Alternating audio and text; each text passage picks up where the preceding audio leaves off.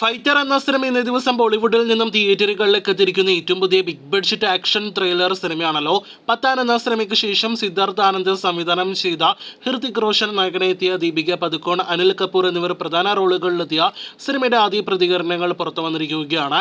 ബോളിവുഡിൽ നിന്നും തിയേറ്ററുകളിലേക്ക് എത്തിയ ബിഗ് ബഡ്ജറ്റ് സിനിമയ്ക്ക് തിയേറ്ററുകളിൽ നിന്ന് ആദ്യ ദിവസം തന്നെ ഹെവി പോസിറ്റീവ് അഭിപ്രായങ്ങളാണ് ഇപ്പോഴിത് നേടിയെടുക്കാനായിട്ട് കഴിഞ്ഞിരിക്കുന്നത്. ടെക്നിക്കലി വളരെ മികച്ചു നിൽക്കുന്ന സമീപകാലത്തെ മറ്റൊരു ബോളിവുഡ് സിനിമ കൂടിയായിട്ടാണ് ഫൈറ്ററിനെ കൂടുതൽ പ്രേക്ഷകരും വിശേഷിപ്പിക്കുന്നത്. പത്താൻ എന്ന സിനിമയേക്കാൾ കൂടുതൽ മികച്ച അഭിപ്രായങ്ങൾ സിദ്ധാർത്ഥ് ആനന്ദിന്റെ സംവിധാനത്തിൽ വന്ന ഈ ഹിന്ദി സിനിമ നേടിയെടുക്കുന്നതായിട്ടും കാണാനായിട്ട് കഴിഞ്ഞിട്ടുണ്ട്.